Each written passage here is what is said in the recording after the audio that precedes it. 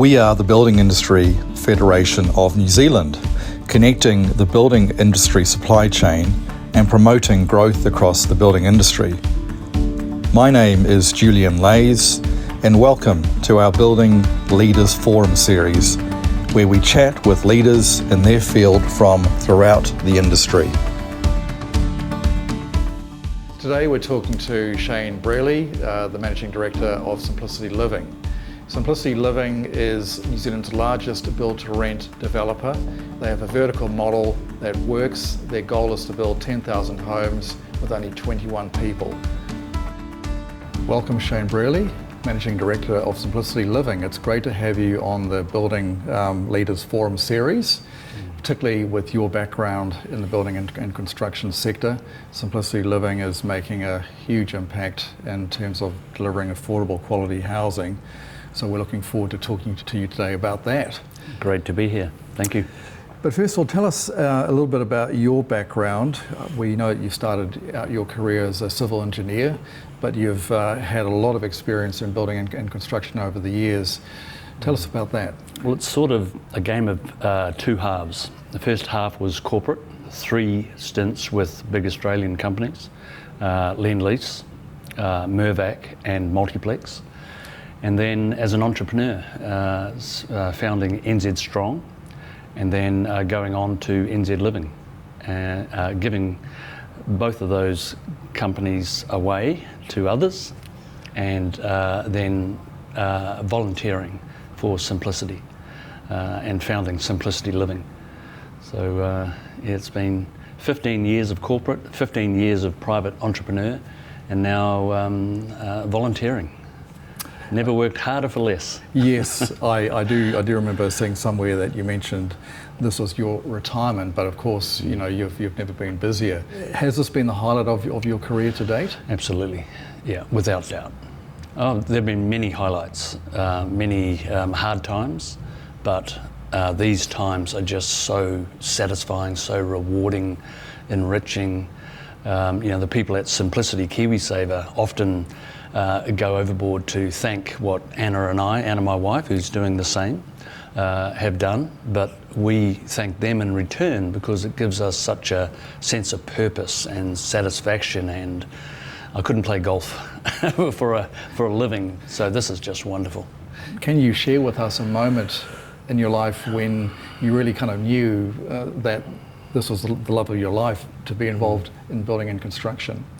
Yeah, it was probably in my first job, and I've discovered after university how inefficient the design and construction and client decision making was.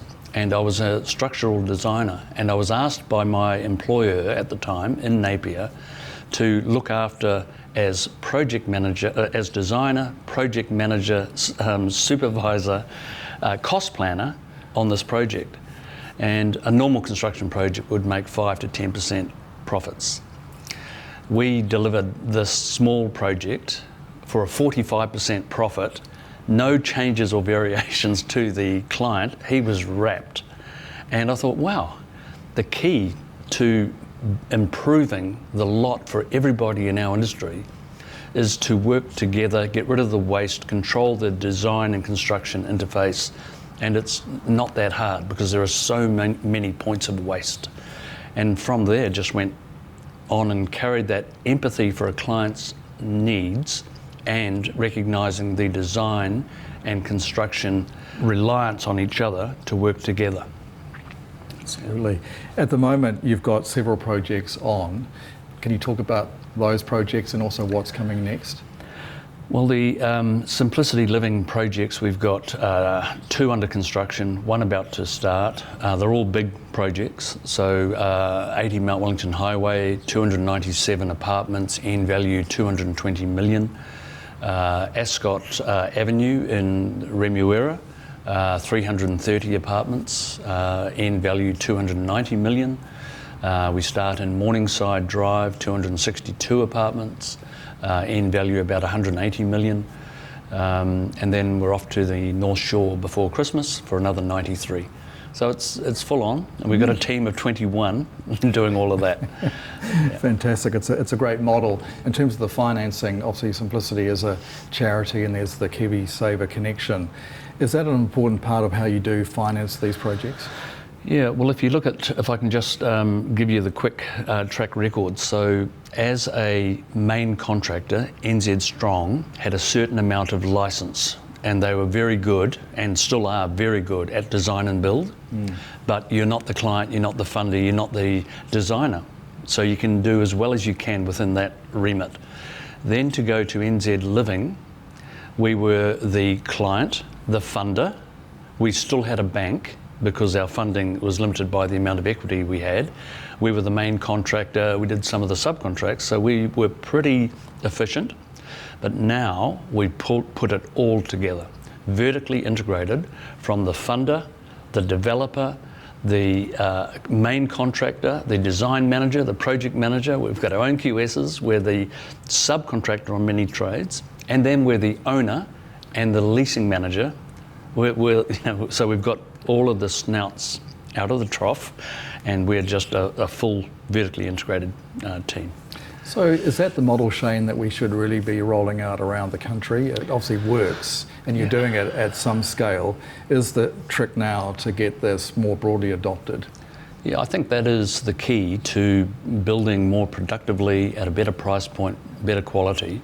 It's aligning the interests of all parties and getting rid of that conflict.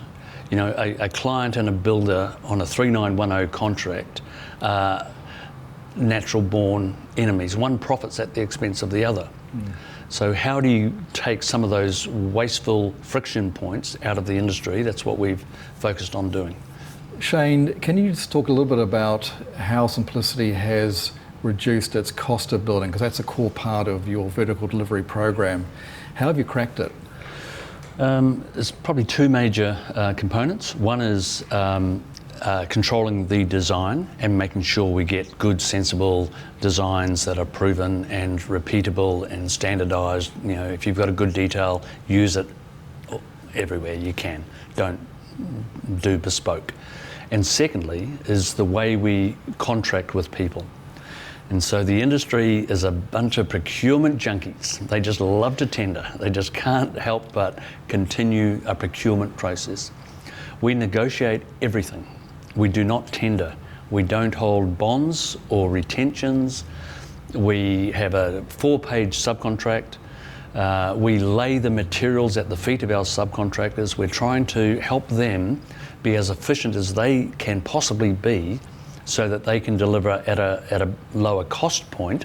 So we are there to serve our subcontractors and suppliers by helping them be as efficient as they can possibly be.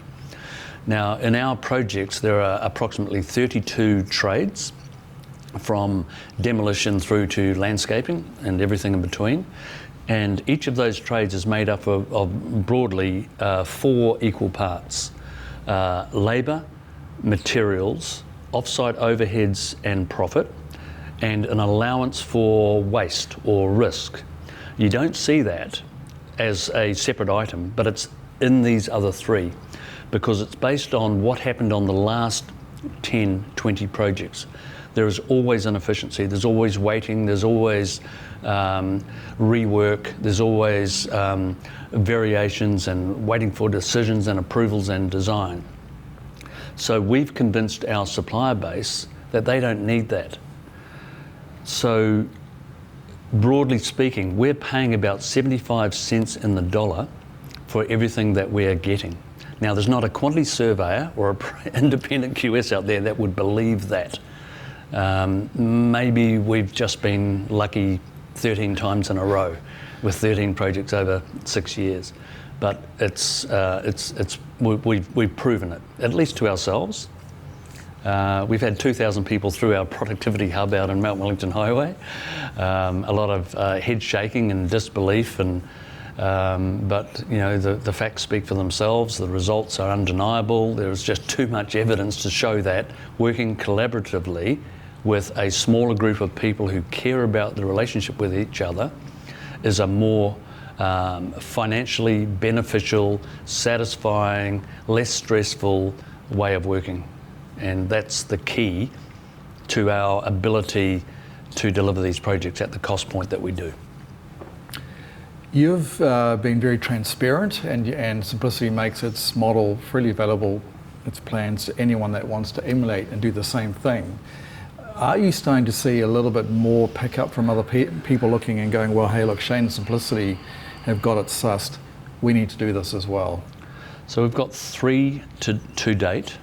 We have given our IP away freely to, it must be 500, 600 people, 2,000 people through the Productivity Hub. It leaves our office with the message very clear, and then unfortunately, sadly, it gets diluted by the status quo coming into force. So advisors to clients and design team, for some reason, the take-up is quite limited. I'd say less than 3%. Let's talk about build to rent. New Zealand is one of the most expensive places in the world to build, and yet you've still made the build to rent model work. Is that because of that combination of that vertical integration that you've just spoken about? Yeah, it's that, and holding on to the principles that established very early in my career working for Julien Leys, the Toyota way. Productivity, waste elimination, continuous improvement. So we've got the ability through that vertical integration to put into practice all of those good principles. And it's quite a rare opportunity, because mostly there are disparate organisations that don't have the autonomy to do that. So, we are absolute zealots on waste elimination.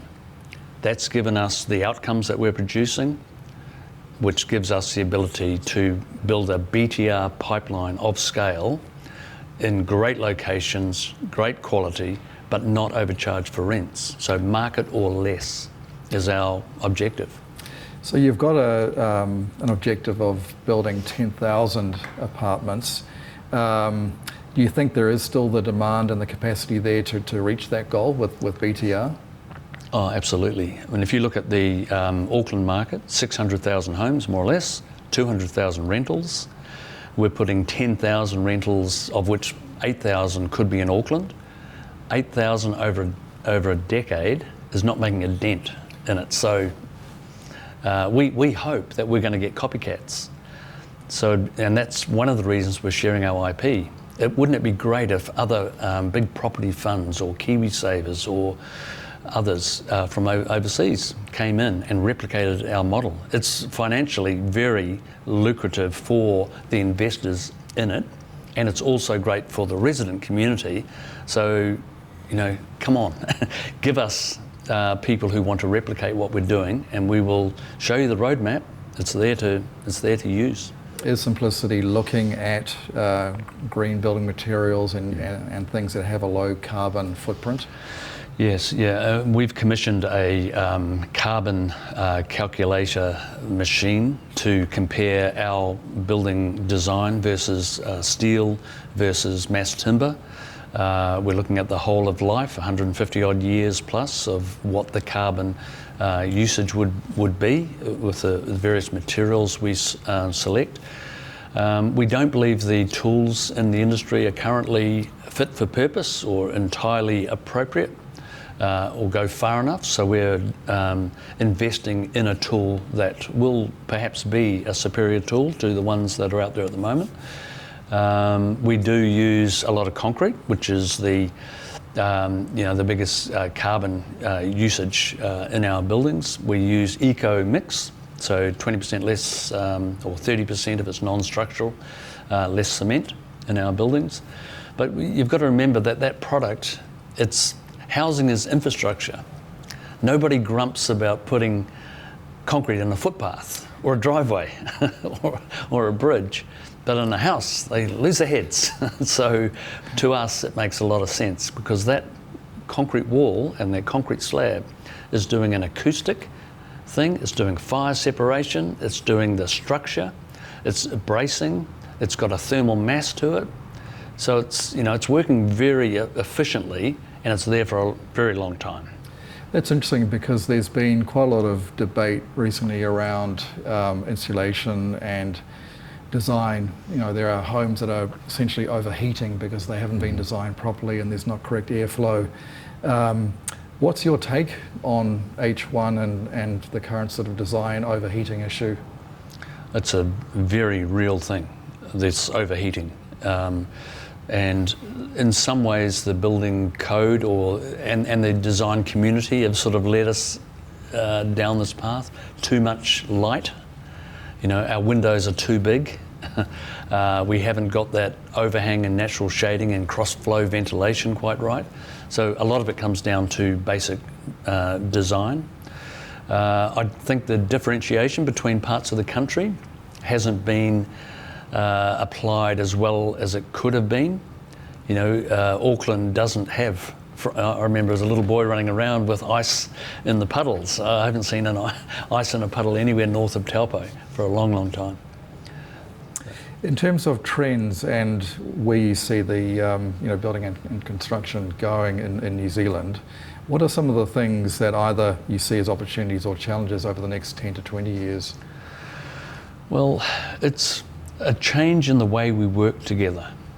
And so, like if I was a designer or a construction company owner, I would look to form a collaboration with like-minded people to get as much of the vertical integration as you could together.